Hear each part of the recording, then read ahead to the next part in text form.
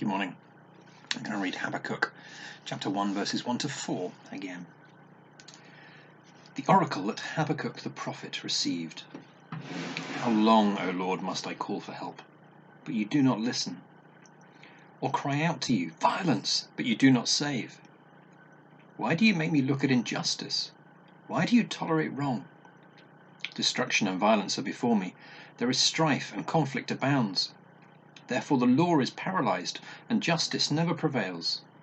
The wicked hem in the righteous, so that justice is perverted. The words of Habakkuk in verses 2 to 4 aren't calm, dispassionate words.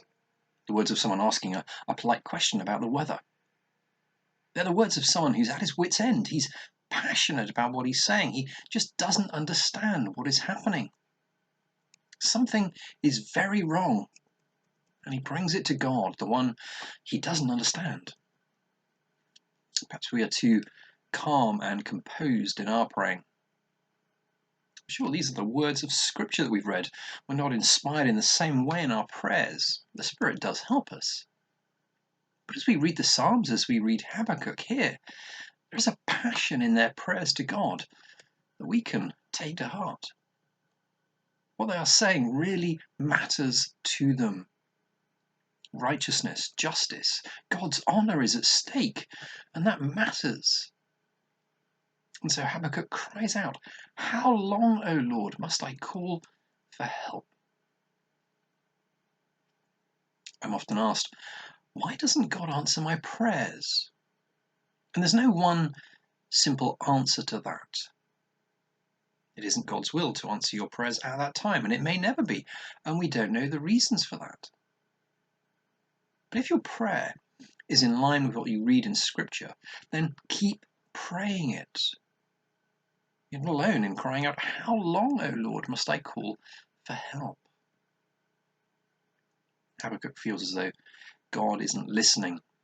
His prayers bounce back from the roof or the sky, unheard, unanswered. He cries out, violence. That is all he sees around him, but the Lord doesn't save. 6 times the word violence is used by Habakkuk in this little book. Twice in this opening complaint to God. Violence is what Habakkuk sees around him. And why doesn't God do anything? The second part of verse 3 and then verse 4 describe what he sees. Destruction and violence are before me. There's strife and conflict abounds. Therefore the law is paralyzed, and justice never prevails. The wicked hem in the righteous, so that justice is perverted. And it's most likely that he is talking about Judah here, the covenant people of God. And Habakkuk sees a disregard for the law of God, justice perverted, the wicked surrounding the righteous. And this can only start from the top, the king. And it shouldn't be like this. So he cries out, why twice? Why do you make me look at injustice? Why do you tolerate wrong? Why, Lord? Perhaps at the moment we're crying out, why, Lord, about COVID-19? Why, Lord? Do something about it. Stop the sickness and the death. And one day we will emerge from this pandemic, perhaps with a changed world, a changed way of living. But even then, we might cry out, why? Because the violence that we live with won't have changed. One writer says, violence against unborn babies, violence against women and children, violence by the strong against the weak, by the many against the few, by those in authority against those unable to resist or get redress.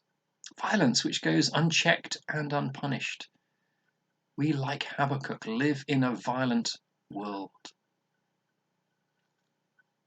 Have you ever cried out, why, Lord, as you've prayed? Are you dismayed when you see reports of violence and injustice and sickness and poverty? What kind of God would allow this? What is the point in trusting him? God isn't scared of us asking him questions like that. He doesn't need to answer for himself. Job was never told why he had to suffer as he did. But God did reveal himself to Job in a deeper way, and he will answer Habakkuk. So keep crying out, "Why, Lord?" and pleading with him to do something.